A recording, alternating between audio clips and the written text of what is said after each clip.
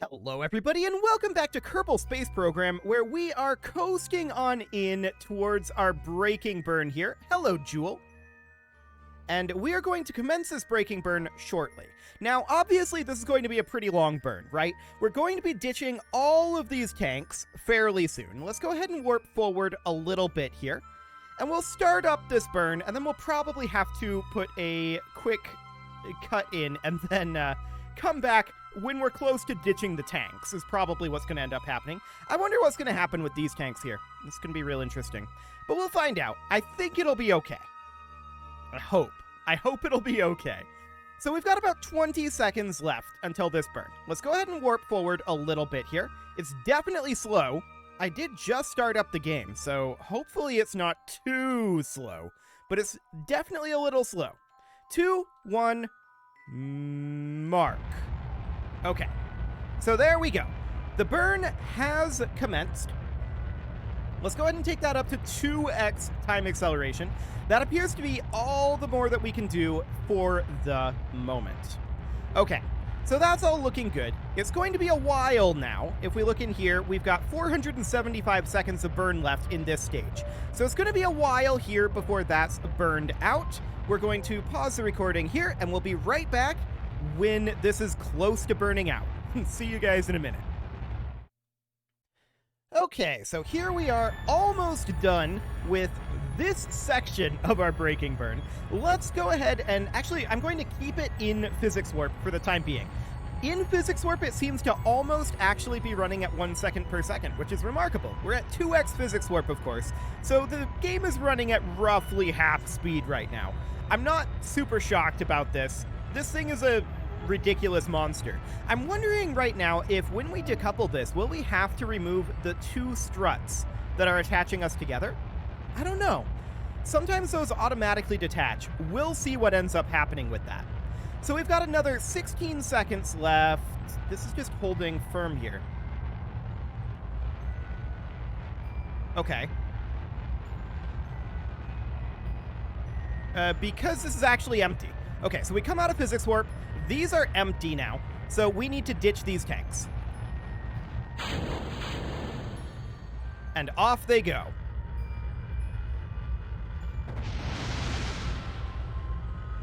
Okay, that could have been really bad.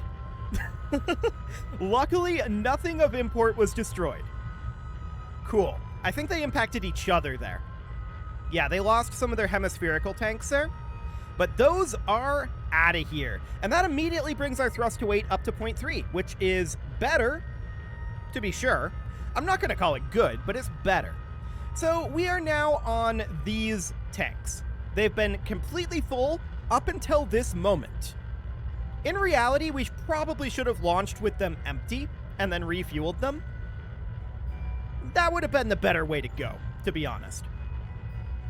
That would have, however, meant a lot more oxidizer in these tanks, and maybe that would have been negative in terms of our delta V.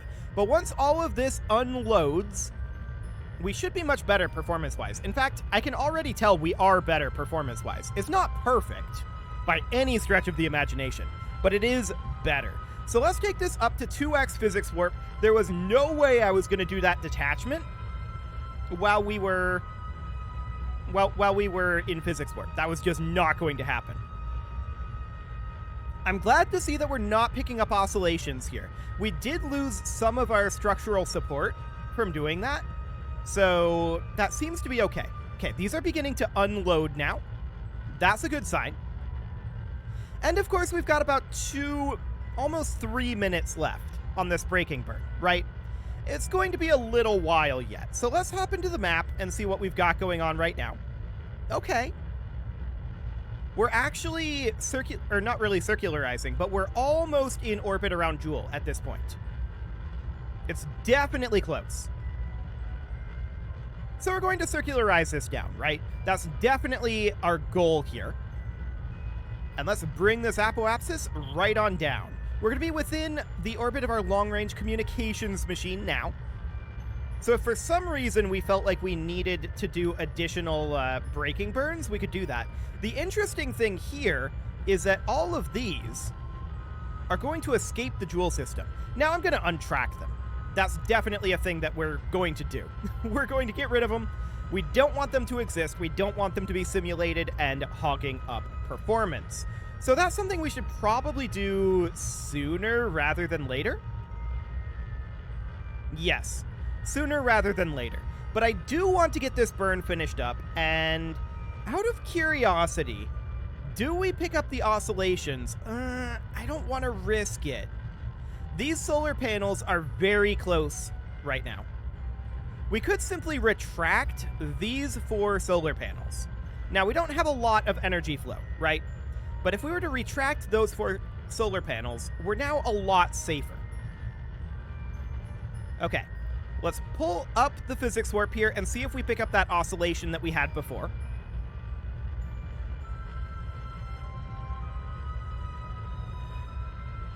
So far, it seems to be fairly steady, fairly stable. Not noticing anything too major.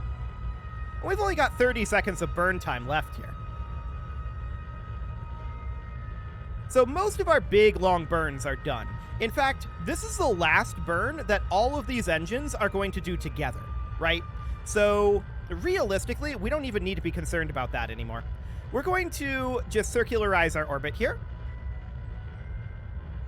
And that's looking great. Only about 10 more meters per second to circularize. And we'll call it good here. Beautiful. That looks great. So we're now in orbit around Jool and able to start deploying these. First, though, I want to head back to the tracking station and get rid of all of these tanks. They are now completely and totally unnecessary to simulate, and they're just going to be a drain on performance. So let's get rid of them. Performance is better. There's no doubt about that. It's not where I'd like it to be yet. So let's go ahead and get rid of all of these debris. There's a lot of them. There's going to be what? 4 times 5, so 20 of them? Indeed. We're going to make sure that it's only going to be the debris. We don't want to accidentally terminate the Jool multi-outpost. That would be problematic, for sure. But we'll go ahead and get rid of those. They're on an escape trajectory out of Jool. What is their actual orbit going to be? They're actually going to cross Elu's orbit, and they might eventually intersect with Elu, but we don't really care about that. Like, Elu might eventually perturb their orbit enough to either fling them out of the solar system or crash them into something, but we're just going to untrack them. We don't need the drain on our performance. So, we need to decide which colony we're going to set up first. I think we'll go from... I just realized something. The thing that I just realized, and I should have realized this a while ago, is that we didn't prepare for an atmospheric re-entry on Lathe. It's probably fine, but we don't have parachutes. I don't think we need a heat shield necessarily.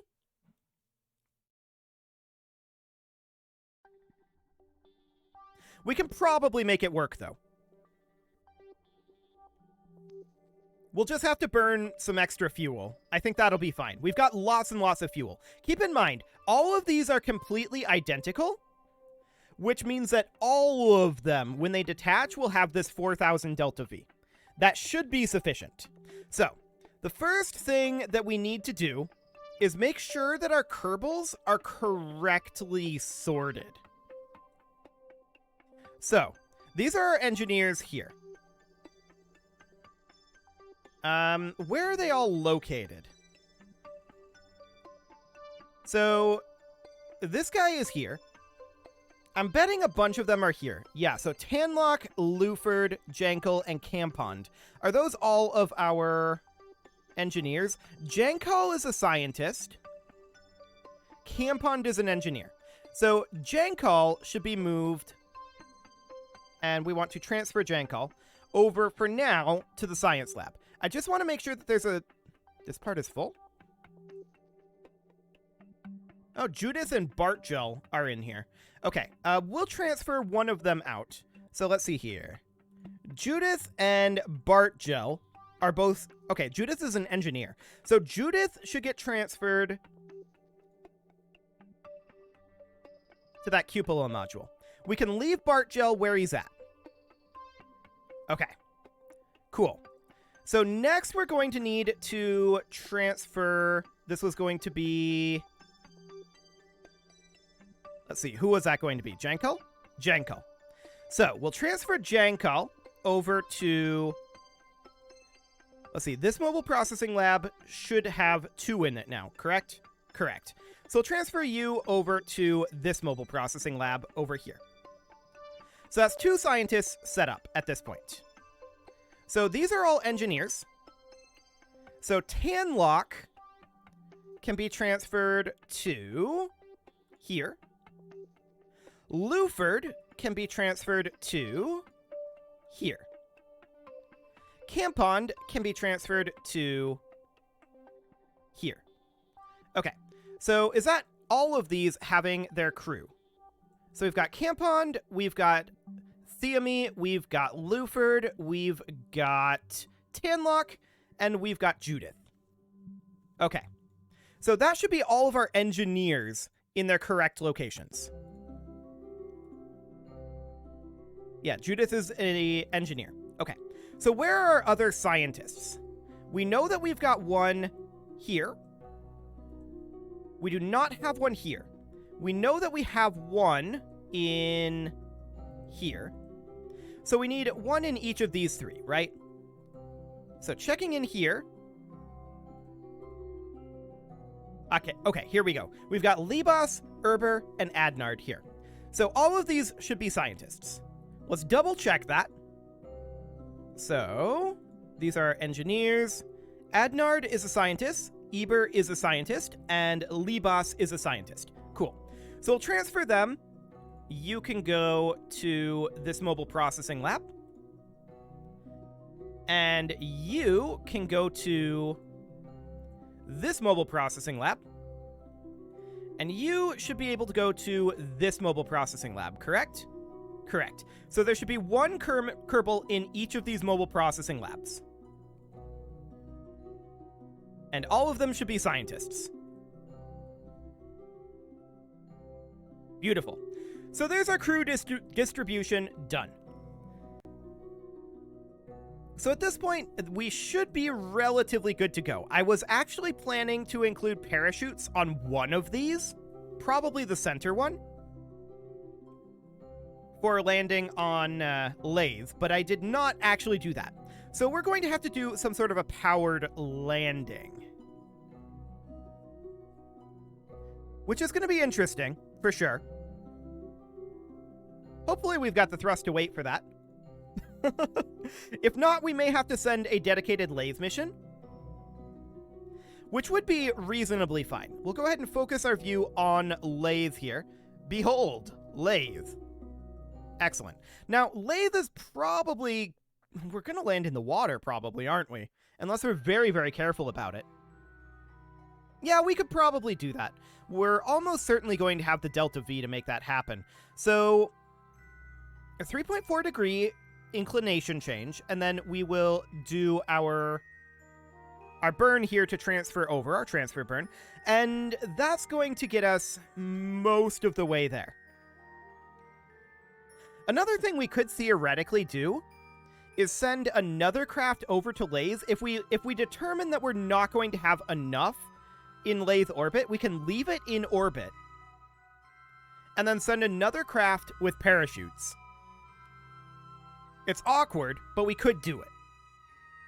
Okay, for now, I think we need to determine, do we need to remove these struts on a per vehicle basis, or will they automatically get cut when we undock? It's an interesting question, for sure. We're ready to undock at this point. Looks like they're automatically cut. Beautiful. So we're going to hop up here. We are going to retract this guy. There we go. And we'll also retract this one. Cool. I like how we're just completely stationary. Okay, So at this point, we of course need to set Lathe as our target. And we're going around this direction, correct? I believe so. Yeah, that's in 10 days. So in 10 days, we need to do our inclination change. Actually, I'm just going to get us a small amount of relative motion here. There we go. Just so that we actually drift away from this thing and don't have any collision issues. I'm going to get a little bit more relative motion. There. That'll do. Okay, so right around here, of course, we're going to add our maneuver, and we're going to need to do something like this. Not quite that much. There, that'll do. So 60 meters per second on that. Let's go ahead and time warp until we're clear of our other colonies. There we go. And now, of course, we can commence extending these solar panels, which will need to be retracted again later. And let's head over towards this maneuver node. Beautiful. I'm going to quick save here in case this thing krakens as we're heading away. But we'll physics warp. I don't think it'll kraken, but you never know. Cool. So we're in position for our inclination change, almost.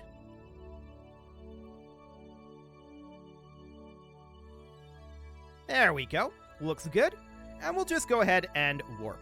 Goodbye, station. And it unloads, and instantly the performance is so much better. I love it. So now that the performance is much, much better, yeah, and we can see we have that 3751 that we expected, we can prepare to bring this in. Now, Lathe is definitely going to be the most risky one. We'll see what we think that landing is looking like. We may need to bring in parachutes here. Oh, and we should probably unextend these for the time being. There we go. In theory, we could scale up this modular design to theoretically, if the computer could handle it, which my computer almost certainly couldn't, but if the computer could handle it, we could theoretically scale this to do every body in the solar system in a single launch. That would definitely set my computer on fire. There's no doubt about that. Okay, so we're going to commence this burn now. Beautiful. And we should have absolutely no problem physics warping these burns. It should be completely and totally fine. So we're going to finish up this burn. 3, 2, 1, mark-ish. There we go. That'll do. So there's our inclination change. And from here, of course, we're going to be looking for an intercept. So this is kind of wrong timing, right? But we could definitely change that timing quite easily and get an intercept like this. Now that is a little much of an intercept. We can try to tune that back a little bit. Ooh, that was too much. It looks like it's purely within the planet at this point. So something more like this. That's 154 kilometers. I'd like to bring that down to around 100. I don't know what the Lathe atmosphere height is. Let's see here. Atmosphere characteristics, 50,000. Okay, noted. And this is quite equatorial as well. I like it. So this looks really, really good as far as an encounter goes. We'll align to that maneuver node, and we'll start this burn in about 13 days. And like I said, we'll determine once we're in Lathe orbit whether we feel like we need parachutes or not. They should have been included on this module from the get-go, but I didn't. So there's not a lot we can do about that, other than potentially bring in another craft that's really lightweight and is just a parachute delivery machine. That would be the idea here. Okay, so we're orbiting around, watching the gravitational dance of Jool and all of its moons. And this burn will commence in about 7 days here. It'll be a 600 meter per second burn. That's not so bad.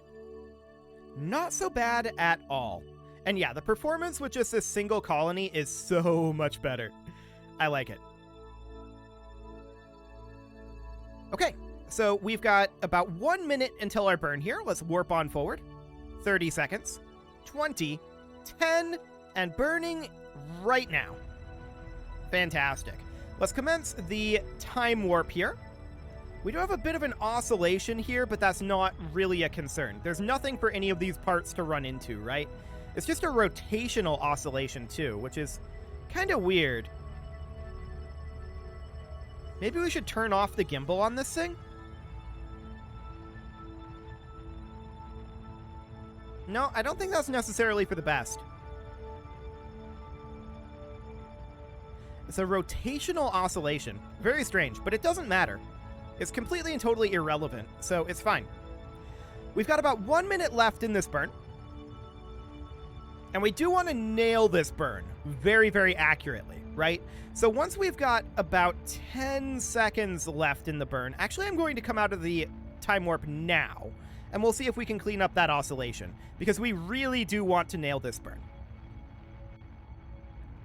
But I'm very interested in seeing what our thrust to weight ratio is once we are in lathe orbit. So we'll take a look at that. We've got about 12 seconds left on this burn. 10. Cool. And in we come. Technically, we should go about here. This'll do. Saving 5.8 meters per second. I like it. And we've got this going on again, where our periapsis is changing when it shouldn't be. We're not throttling up right now. But let's just go ahead and circularize this. There we go. And we'll try to warp over to it and see if that freezes it. It has in the past. But let's go ahead and enter lathe orbit. And like I said, at that point, we'll determine whether we need to bring in a parachute delivery machine or not. If we do need to, we'll probably do that next episode. But each of these should be able to get into these bodies quite quickly, like we have been here. And this will be the most Delta V intensive one, so it all looks good. We're going to have to align to this maneuver node, of course, and here we go, entering lathe orbit, or rather, lathe sphere of influence. We're not quite there yet, but I wanted to exit a little early because we're not aligned for this burn yet. So we're just going to go ahead and align retrograde to lathe, about like this. There we go. And we'll continue our warp. Beautiful. Okay, loading into lathe sphere of influence. There we go. We can go ahead and grab our reports here. So we'll keep all of this. I don't want to put any of this in the lab yet. Excellent. And the reason I don't want to do that is I don't want to drain power unnecessarily. So we'll just get all of this data. And yeah, this requires a hitchhiker storage container to be manned. Whatever. That's completely fine. So we'll keep that. We will have Adnard EVA quick and grab an EVA report. There we go. Lock to the maneuver node. And let's warp on forward a little bit, preparing for this retrograde burn. And we should be burning now. And there we go. This is our space near reports at this point. I'm not too interested in those necessarily. Cool. So this braking burn is going to be somewhat lengthy, right? We'll go ahead and physics warp it. There we go. Excellent. What is our thrust to weight ratio here? 0.35 and 0.53.